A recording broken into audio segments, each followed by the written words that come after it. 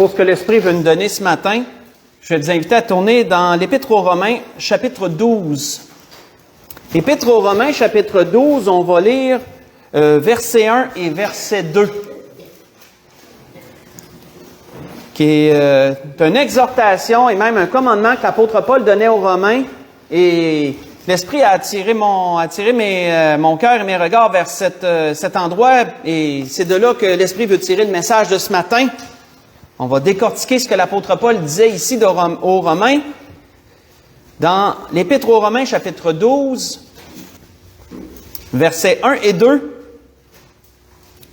où l'apôtre Paul commence en disant « Je vous exhorte donc, frères, par les compassions de Dieu, à offrir vos corps comme un sacrifice vivant, saint, agréable à Dieu, ce qui sera de votre part un culte raisonnable.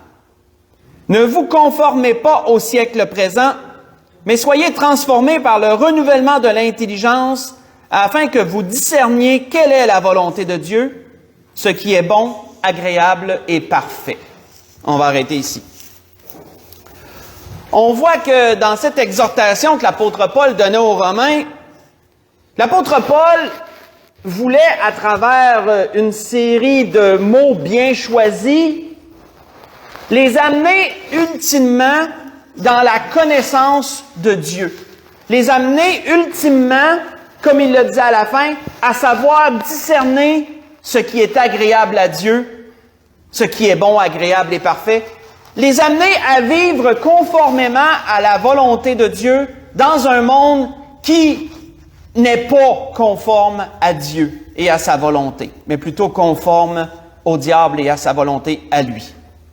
Et on voit que quand on analyse ce que l'apôtre Paul leur a dit ici, on voit que l'apôtre Paul leur a nommé une série d'étapes. Quand on analyse ce qui a été dit ici, on voit que l'apôtre Paul leur a donné des étapes pour arriver ultimement à cette connaissance de Dieu et à ce discernement de sa volonté.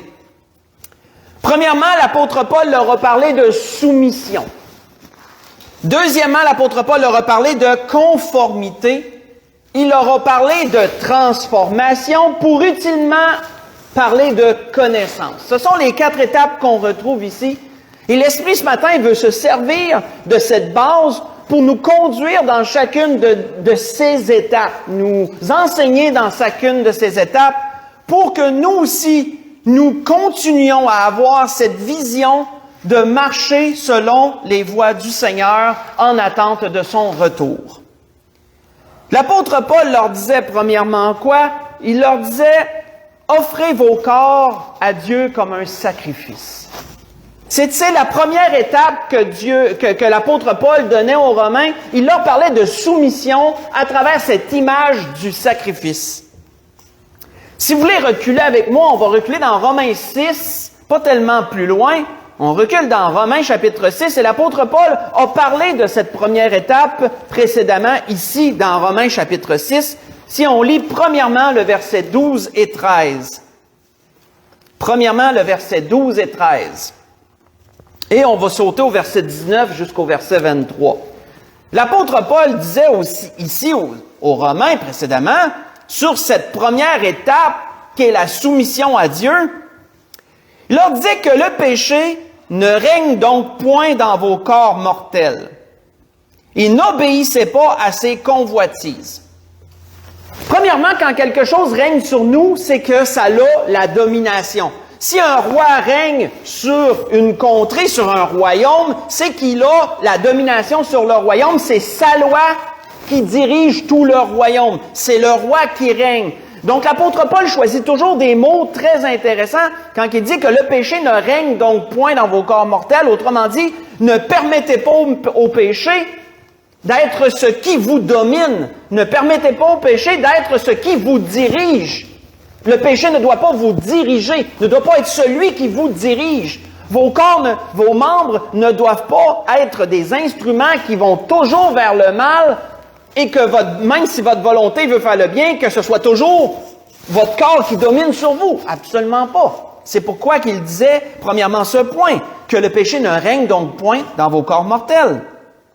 N'obéissez pas à ses convoitises, ne livrez pas vos membres au péché comme des instruments d'iniquité, Mais donnez-vous vous-même à Dieu, comme étant vivant de mort que vous étiez, et offrez vos membres comme des instruments de justice. On voit que l'apôtre Paul fait écho à ce qu'il disait plus loin dans le chapitre 12, d'offrir leur corps en sacrifice à Dieu. Il dit ici, offrez vos membres à Dieu, comme des instruments de justice. Si on saute au verset 19, l'apôtre Paul continue en disant, « Je parle à la manière des hommes à cause de la faiblesse de votre chair, de même que vous avez livré vos membres comme esclaves à l'impureté et à l'iniquité, pour arriver à l'iniquité, aussi maintenant, livrez vos membres comme esclaves à la justice pour arriver à la sainteté. Car lorsque vous étiez esclaves du péché, vous étiez libres à l'égard de la justice. Quels fruits portiez-vous alors? Des fruits dont vous rougissez aujourd'hui. » Autrement dit, vous en avez honte de ce que vous faisiez auparavant. « Car la fin de ces choses, c'est la mort. Mais maintenant, étant affranchis du péché, devenus esclaves de Dieu, vous avez pour fruit la sainteté et pour fin la vie éternelle. Car le salaire du péché, c'est la mort, mais le don gratuit de Dieu, c'est la vie éternelle en Jésus-Christ notre Seigneur. » Le verset 23, surlignez-le dans vos Bibles. Surlignez-le, soulignez-le, mettez-le en évidence. C'est un verset clé, c'est un verset important. Donc, l'apôtre Paul utilisait ici plusieurs exemples, des images, pour en arriver à ce même point. Premièrement, la soumission envers Dieu. L'apôtre Paul parlait aux Romains cet exemple d'offrande, de sacrifice, et aussi, il a parlé aussi d'esclaves ici. Et ça, vous savez, les mots étaient vraiment bien choisis de la part de Paul, parce que c'est deux choses que les Romains connaissaient bien. Il faut se souvenir à qui ça a été adressé premièrement. C'était adressé aux Romains. Et les Romains, avant de venir au Seigneur, pour ceux qui étaient venus au Seigneur, les Romains étaient des idolâtres, étaient des gens qui adoraient beaucoup de dieux divers. Et vous savez, pour chacun de ces dieux divers qu'ils adoraient, que ce soit Zeus, que ce soit Minerve, que ce soit Junon, mais ça, je suis pas sûr si c'est Junon, en tout cas, il y en a plein, que ce soit le dieu Mars, le dieu de la guerre, ou peu importe le dieu que la personne décidait d'adorer, c'était un peu, tu avais tout le panthéon, puis tu choisissais ce que tu voulais en conformité avec tes valeurs à toi. Mais peu importe le dieu que tu choisissais, tu allais lui offrir des sacrifices. Les Romains offraient des sacrifices à leurs dieux, divers sacrifices, pour avoir leur bénédiction. On sait que c'est de l'idolâtrie, mais je vous mets juste dans l'idée, là. Mais l'apôtre Paul, ici, leur amène une idée vraiment révolutionnaire parce qu'il leur dit « Offrez-vous vous-même en sacrifice. » Et ça, c'était pas une habitude, c'était vraiment pas une idée dans les Romains de dire que je vais m'offrir moi-même en sacrifice. C'était vraiment pas ce qu'ils faisaient autrefois. Ils allaient offrir des choses en sacrifice, mais pas eux-mêmes. Et là, l'apôtre Paul leur disait, le Seigneur vous demande de vous offrir vous-même en sacrifice. Donc, c'est une idée particulière.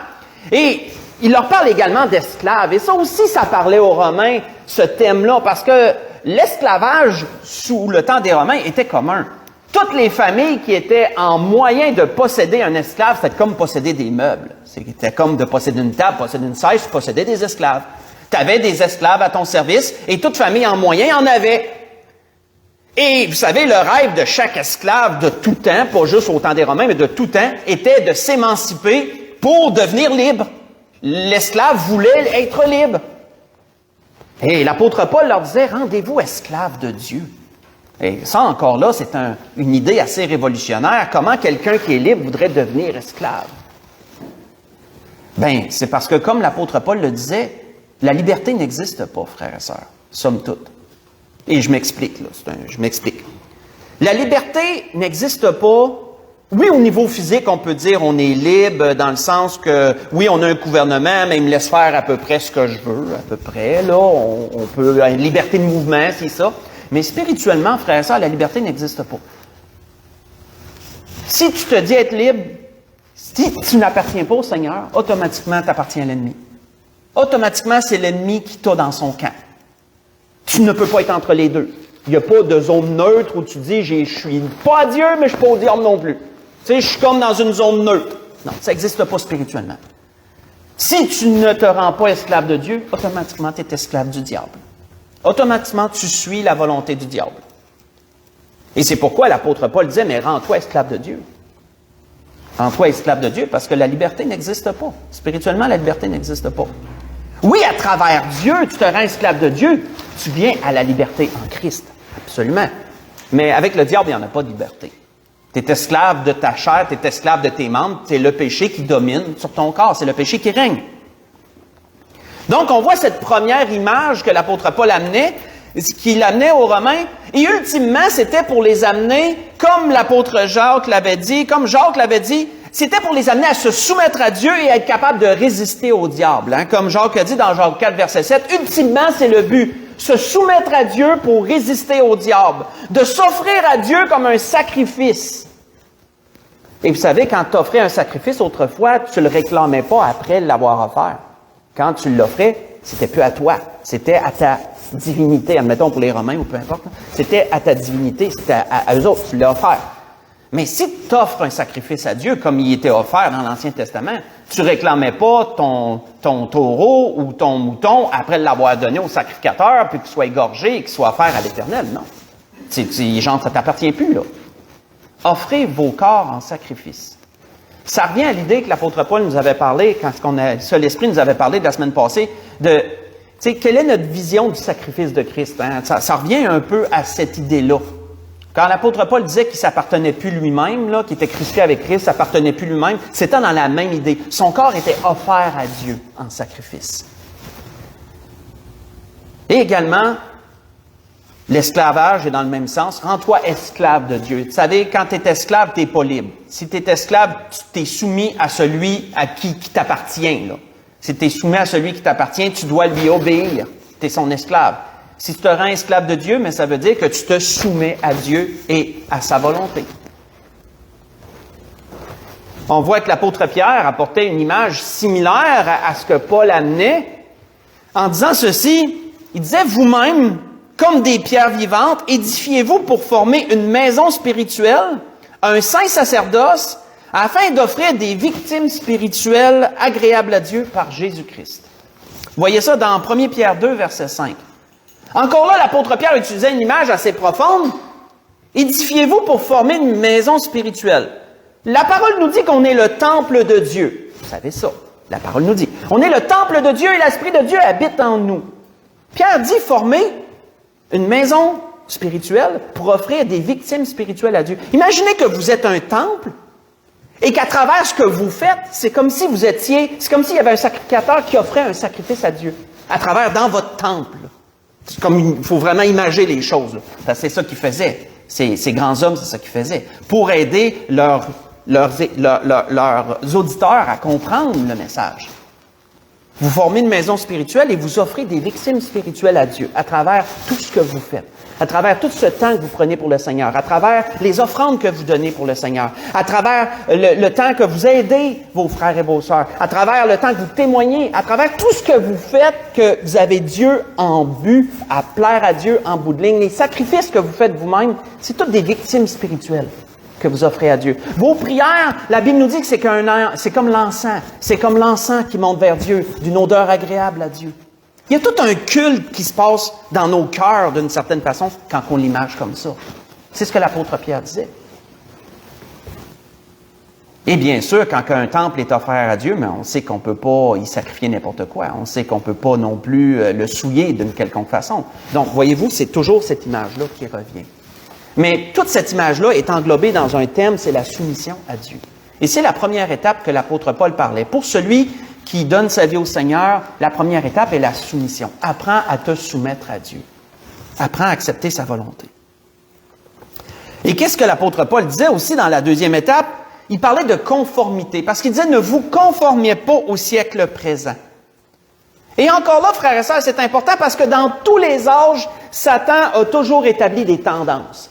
Satan a toujours établi des tendances dans le monde, des courants de modes de pensée, et chaque époque a eu son lot d'épreuves. Chaque époque a eu ses tendances, et chaque époque a eu ses combats et ses défis que l'enfant de Dieu devait relever. Que ce soit des chrétiens qui sont nés dans les années 1800, 1700, au début 1900, chaque époque a eu ses combats. Oui, aujourd'hui, on n'a pas les mêmes que ceux qui sont nés dans le Seigneur dans l'année 1500 avant Jésus-Christ. On n'a pas les mêmes combats. Quoi qu'il y en a qui sont similaires, on n'a pas les mêmes choses. Mais ils avaient aussi le combat à ce temps-là. ils avaient le combat. Satan a toujours eu des tendances. Satan a toujours établi des tendances, tout le temps, selon ses époques. Et c'est pour ça que l'apôtre Paul disait, ne vous conformez pas au siècle présent. Vous savez, quand on se conforme, ça veut dire quoi selon le dictionnaire? Ça veut dire de régler sa conduite en accord avec quelque chose. Si tu te conformes à quelque chose, tu vas régler ta conduite par rapport à cette chose-là pour y obéir, pour suivre ça. Ne vous conformez pas au siècle présent, disait l'apôtre Paul. Satan a toujours établi des modes de pensée, des tendances. Prenez garde de ne pas vous conformer au siècle présent.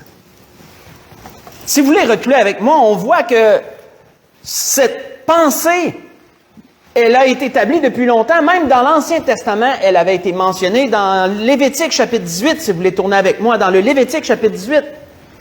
Même dans l'Ancien Testament, c'est un commandement qui avait été donné dans la loi de Dieu, dans les lois, parce qu'eux aussi, il y avait des tendances.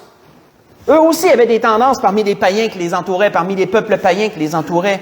Et le peuple de Dieu ne devait pas se conformer aux tendances. Il devait se préserver des tendances.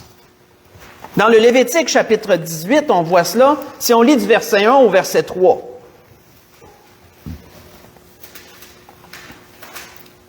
On voit qu'il nous est dit, l'Éternel parla à Moïse et dit, « Parle aux enfants d'Israël et tu leur diras, « Je suis l'Éternel votre Dieu, vous ne ferez point ce qui se fait dans le pays d'Égypte où vous avez habité. Vous ne ferez point ce qui se fait dans le pays de Canaan où je vous mène. Vous ne suivrez point leurs usages. » Voyez-vous que ce soit dans le pays d'Égypte où ils sont demeurés, ou que ce soit dans le pays de Canaan où ils s'en allaient, il y avait des tendances, il y avait des usages, il y avait des coutumes qui étaient contre la volonté de Dieu, qui étaient païennes, qui étaient même abominables aux yeux de Dieu. Et ces choses, ils devaient les rejeter. Ils devaient, vu qu'ils avaient sorti du pays d'Égypte, Dieu les avertissait, traînez pas ces choses-là avec vous autres. Laissez-les où ils sont. Ne vous conformez pas à ces choses-là. Mais là où je vous amène, il y a d'autres choses, par exemple. C'est pour ça qu'ils voulaient dévouer par interdit le pays, parce que c'était abominable ce qu'ils se faisaient. Et c'est pour ça qu'il leur disait, vous ne vous conformerez pas à ces choses-là non plus. Vous allez vous préserver. On voit que si on lit du verset 20 au verset 23, on voit certaines de ces, dans le même chapitre, on voit certaines de ces tendances. Et vous allez voir qu'il n'y a rien de nouveau sous le soleil si vous comparez avec aujourd'hui. Il n'y a rien de nouveau sous le soleil, malheureusement. Hein, on voit au verset 20, il dit, tu n'auras point commerce avec la femme de ton prochain pour te souiller avec elle. Parce que ça se faisait, ça, dans les coutumes des peuples païens. Tu ne livreras point ton enfant, aucun de tes enfants, pour le sacrifier à Moloch. Tu ne profaneras pas le nom de ton Dieu, je suis l'Éternel. Tu ne coucheras point avec un homme comme on couche avec une femme. C'est une abomination. Il n'y a rien de nouveau sous le soleil, hein? Tu ne coucheras point avec une bête pour te souiller avec elle. La femme ne s'approchera point d'une bête pour se prostituer avec elle. C'est une abomination. On va arrêter ici. Mais imaginez, si Dieu nomme ça, c'est des tendances qui s'est faites, ça. Ça s'est fait ça s'est fait autant en Égypte, ça s'est fait dans le pays de Canaan, toutes ces choses-là. Et vous voyez qu'aujourd'hui, on est encore là, on est encore dans ces choses-là, bien d'actualité même malheureusement. Donc on voit, frères et sœurs, que dans tous les temps, Satan a réussi à amener des tendances, il y en a certaines qu'il a réussi à préserver au fil du temps, puis même les ramène. Satan, là, il est dans... Maintenant, on est rendu, là, Satan ramène les anciennes tendances, il ramène ces choses-là de notre temps pour rendre tout le monde abominable, pour rendre le monde abominable, on pourrait dire. Parce que le but de Satan, c'est d'outrager Dieu à outrance, c'est d'outrager Dieu au maximum à travers les agissements des hommes. Il veut pousser les hommes à se rendre abominables aux yeux de Dieu pour que Dieu les juge, pour que Dieu les châtie. Parce que c'est ce que Satan veut. Satan veut attirer le jugement sur l'homme.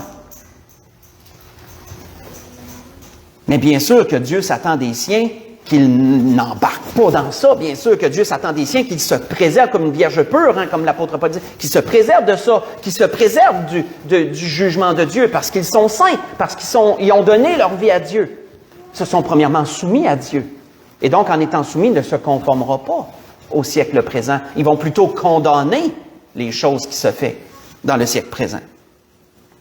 On voit que c'était dans la prière d'ailleurs de notre Seigneur. Quand le Seigneur avait prié avant de souffrir, le Seigneur avait dit quoi? Il avait dit, Père, je ne te prie pas de les ôter du monde, mais je te prie de les préserver du mal. Hein, dans Jean 17, verset 15, c'est exactement ça. Le but du Seigneur par son Esprit qui fait habiter en nous, c'est de nous accompagner dans notre vie pour nous amener à nous soumettre à Dieu, mais pour nous amener aussi à se conformer à sa volonté et non au siècle présent. Qu'on garde toujours en mémoire qu'on est des voyageurs sur la terre, on est des étrangers sur une terre étrangère. Parce que notre domicile céleste n'est pas ici-bas. Notre domicile, il est dans les cieux. Notre résidence, elle n'est pas ici-bas, elle est dans les cieux. Nous ne sommes que de passage. Et celui qui est de passage, ne se conforme pas à tout ce qui est dans le siècle présent. On voit que, faites juste écouter, l'apôtre Paul en avait parlé aussi, et vous voyez que on voit que l'apôtre Paul avait tiré ses enseignements de la loi. L'apôtre Paul en avait parlé à Tite de cela. Un peu pour l'amener plus moderne, on pourrait dire. L'apôtre Paul avait dit à ce jeune pasteur, ce jeune ministre, Tite, il avait dit « Car la grâce de Dieu, source de salut pour tous les hommes, a été manifestée. » Et elle enseigne quoi, la grâce de Dieu? Elle nous enseigne à renoncer à l'impiété et aux convoitises mondaines et à vivre dans le siècle présent selon la sagesse, la justice et la piété, en attendant la bienheureuse espérance, la manifestation de la gloire de du grand Dieu et de notre Sauveur Jésus-Christ, qui s'est donné lui-même pour nous, était-il dit, dans Tite, chapitre 2, versets 11 à 13.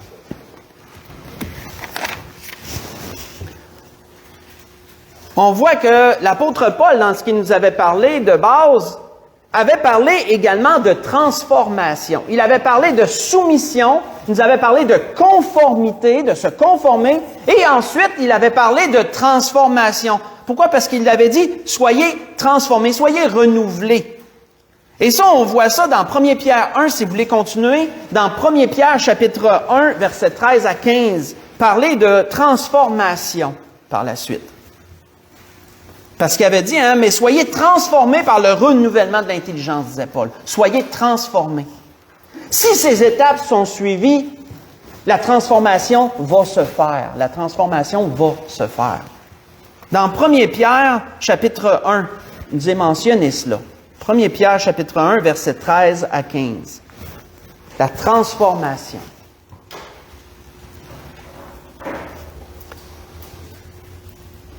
L'apôtre Pierre disait dans son épître, 1 Pierre 1, versets 13 à 15, disait, c'est pourquoi saignez les reins de votre entendement. Soyez sobres, ayez une entière espérance dans la grâce qui vous sera apportée lorsque Jésus-Christ apparaîtra. Comme des enfants obéissants, ne vous conformez pas aux convoitises que vous aviez autrefois. Voyez-vous qu'il reprend les deux premiers termes. Il parle de soumission, il parle de conformité. Quand vous étiez dans l'ignorance, mais puisque celui qui vous a appelé est saint, vous aussi soyez saints dans toute votre conduite. Ça, c'est la transformation. Vous aussi soyez saints dans toute votre conduite, selon ce qu'il est écrit, vous serez saints, car je suis saint. On pourrait dire, dit l'Éternel. On pourrait rajouter ça. L'apôtre Pierre disait premièrement, saignez les reins de votre entendement. Et ça, c'est une expression qu'il faut comprendre. Autrefois, ceindre ses reins, d'un point de vue physique, voulait dire habille-toi, vêtis-toi, mets ta ceinture, habille-toi, mets ta ceinture, ceins tes reins, prépare-toi. Physiquement, c'est habille-toi, prépare-toi. Mais spirituellement, ceindre ses reins, c'est de se tenir prêt. Ça a un parallèle. C'est de se tenir prêt pour quelque chose. Et ça, si vous voulez le lire durant la semaine, vous le voyez dans Luc 12, versets 35 à 38, vous voyez l'expression et vous la comprenez. Quand l'apôtre Pierre disait « saignez les reins de votre entendement », ça voulait dire « tenez-vous prêt, tenez prêt votre intelligence, tenez-la éveillée, tenez-la disposée à la volonté de Dieu. » C'est vraiment comme un mode de pensée. Saignez les reins de votre entendement, disposez, tenez prêt votre intelligence à se conformer à Dieu, tenez prêt votre intelligence à écouter la parole de Dieu, tenez prêt votre intelligence à obéir aux voies de Dieu. Saignez les reins de votre entendement. Vous savez, dans quel but que l'apôtre Pierre disait cela? Il dit, lorsque Jésus-Christ apparaîtra. On sait que le but, c'est de conformer notre vie au Seigneur, de sorte que si nous mourons, si nous demeurons pour l'enlèvement, c'est que le Seigneur juge que nous avons été agréables à lui. Que nous soyons appelés bons et fidèles serviteurs, en d'autres mots, pour reprendre une autre parole. C'est le but. Le but, comme l'apôtre Paul disait, c'est de ne pas être réprouvé après l'avoir prêché, comme il disait, qu'avec crainte lui-même, Paul.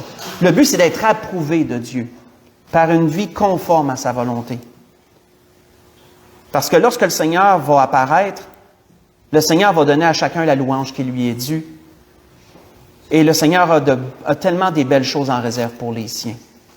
C'est dur à s'imaginer présentement tout ce que le Seigneur a en réserve. On en parlait, mon épouse d'ailleurs ce matin, on en parlait un peu, je pense, je ne sais pas si notre garçon était inclus en conversation, mais on disait que c'était difficile de s'imaginer. On parlait de trésors, oui, c'est parce qu'on parlait de trésors ce matin. Puis parce qu'Antoine nous avait demandé, il dit, on va-tu avoir de l'argent dans le ciel? Il dit, je pense que non, hein. J'ai dit non, j'ai dit ça, c'est une image. Quand la Bible nous parle d'un trésor, c'est une image pour nous montrer tout ce que, oui, le Seigneur a des choses réservées pour nous dans les cieux, mais attends-toi pas que tu vas être comme un avare à brasser tes scènes d'or dans le ciel. Il y a toute une image à travers ça. Comme le Seigneur avait dit à un autre endroit, le Seigneur va donner la royauté à ceux qui l'ont suivi, à ceux qui l'approuvent. Le Seigneur va leur donner des gouvernements. Soyez gouvernés de 10 villes, mettons, et 5 villes, etc. Mais il dit dans une parabole, le Seigneur va en prendre certains, puis ils vont devenir des officiants dans son temple. Le Seigneur le dit dans l'Apocalypse, je vais vous mettre dans mon temple, vous n'en sortirez pas. Le Seigneur va utiliser chacun selon sa volonté, va avoir dans le gouvernement céleste. Ceux qui auront été agréables auront des fonctions. Nous aurons des fonctions, nous aurons des postes. Il y a beaucoup d'autres choses aussi qui viennent avec ça par la grâce de Dieu. Par la grâce de Dieu, nous ne serons pas que de simples citoyens dans le nouveau monde, si on peut l'appeler de même, le nouveau monde selon le Seigneur, bien sûr, pas selon les hommes, là, selon le Seigneur. Et ça rejoint, frères et sœurs, une pensée, j'ai trouvé une pensée intéressante. Il y a un économiste, un professeur en économie, qui a dit un jour ceci, puis lui, il parlait d'un point de vue matériel, mais si on le transpose spirituellement, c'est vraiment beau ce qu'il dit. Et ce professeur avait dit un jour, c'est une citation, il avait dit, si vous ne vivez pas comme les autres présentement, plus tard, vous allez vivre comme nul autre. Donc, lui, là, il amenait ça d'un point de vue économie. Autrement dit, là, si vous ne dépensez pas tout votre argent comme le monde, puis vous empilez, là, mais il dit plus tard, vous allez vivre comme nul autre. En voulant dire, vous allez avoir des fonds, vous allez avoir beaucoup d'argent en réserve, puis vous allez, pendant que les autres vont gratter les scènes, vous autres, vous allez être libre de vos dettes, puis tu sais, vous allez avoir... C'est pour ça qu'il disait ça. Si présentement, vous ne vivez pas comme les autres, plus tard, vous vivrez comme nul autre. Mais spirituellement, frères et sœurs, c'est absolument ça. Si présentement, nous ne vivons pas comme les autres, plus tard, nous allons vivre comme nul autre. La citation, elle est très vraie. Et ce professeur en économie, c'est le professeur Dave Ramsey. Je trouve intéressant de mentionner son nom, parce que c'est quand même sa citation. Donc oui, frères et sœurs, c'est ce que l'apôtre Pierre disait, le but étant de vivre saint, parce que aux yeux du Seigneur, nous sommes saints à cause de Jésus-Christ, bien sûr, pas à cause de nous. Aux yeux de Dieu, nous sommes saints. Vous avez appelé à être saints. C'est pour ça qu'on doit être saints dans toute notre conduite. Vous serez saints car je suis saint, dit l'Éternel. Et si l'apôtre Pierre parlait de sobriété, bien c'était justement toujours en rapport avec cette même pensée. Quand tu es sobre, tu es modéré. Quand tu es sobre, tu es modéré dans tout. Tu es modéré dans ton usage de boisson, tu es modéré dans la nourriture, tu es modéré dans tout. Tu n'es pas dans l'excès, dans rien. Tu te modères dans tout.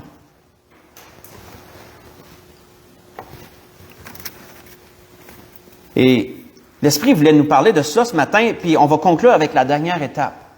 On a parlé ce matin d'étapes. C'est ce que l'apôtre Paul avait dit aux Romains. On a vu pourquoi il avait dit ça aux Romains. Parce que les Romains avaient une mentalité qui s'adressait à eux pour qu'ils comprennent ce qu'il voulait leur dire. Mais nous, aujourd'hui, on peut comprendre également ce que l'apôtre Paul disait.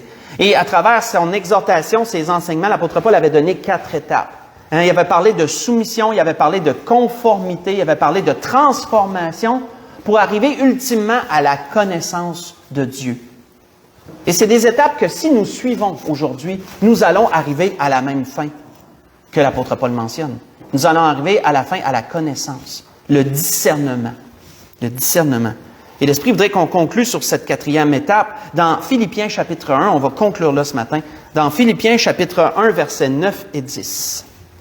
Pour parler de cette dernière étape qui est la connaissance. La connaissance de Dieu.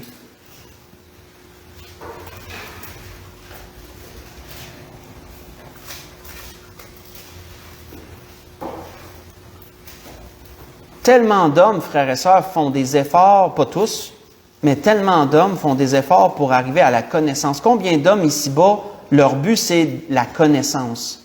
Ils veulent connaître les choses de cette vie, ils veulent en savoir plus que les autres. Malheureusement, ils ne placent pas leur but à la bonne place. Ils veulent connaître les choses de ce monde, mais la connaissance ultime, elle vient d'où? Elle vient de Dieu.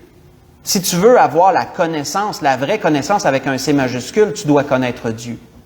C'est la base de la connaissance, c'est de connaître Dieu. Toute autre connaissance est futile. Je ne dis pas qu'elle est mauvaise, mais elle est futile si tu ne connais pas Dieu. Le but ultime, c'est d'arriver à la connaissance de Dieu. On voit que l'apôtre Paul avait dit aux Philippiens dans sa prière, c'est une prière qu'il avait faite pour eux, à partir du verset 9. Si on lit du verset 9 au verset 10, ce que l'apôtre Paul disait aux Philippiens, il dit « Ce que je demande dans mes prières, c'est que votre amour augmente de plus en plus en connaissance et en pleine intelligence. » Pour le discernement, voyez-vous que le discernement revient, pour le discernement des choses les meilleures, afin que vous soyez purs, irréprochables pour le jour de Christ, remplis du fruit de justice qui est par Jésus-Christ, à la gloire et à la louange de Dieu. À la gloire et à la louange de Dieu. Remplis de connaissances et d'intelligence pour en venir au discernement. Et vous savez, frères et sœurs, quand on discerne, c'est qu'on est capable de voir la différence entre ce qui est bien et ce qui est mal. Ça s'appelle le discernement. Quand tu discernes, c'est que tu regardes des choses puis tu es capable d'entrevoir si ça c'est mauvais, ça va être bon. Le discernement, frères et sœurs, on en a besoin, surtout dans les temps où on est rendu. Parce que Satan se déguise en ange de lumière. Tellement de choses qui semblent être bonnes à première vue, mais qui ne le sont pas finalement. Et si on arrive à la connaissance de Dieu, bien, on arrive à ce point où on est assez mature spirituellement pour avoir un certain discernement entre ce qui est bien et ce qui est mal, puis on peut mieux se diriger, on peut mieux naviguer, on peut mieux se diriger. Et le but, c'est d'arriver à cela et aussi de grandir dans cette connaissance de Dieu pour discerner encore davantage ce qui est bien, ce qui est mal, pour en arriver ultimement lorsque le Seigneur reviendra. Et c'était toutes ces choses que l'Esprit voulait nous montrer ce matin et dans lesquelles il voulait nous diriger. Donc, puissions-nous méditer ces paroles et que le Seigneur, par sa grâce, nous permette de grandir dans ses voies. C'était ce que l'Esprit voulait donner à l'Église. On peut se lever pour un dernier cantique.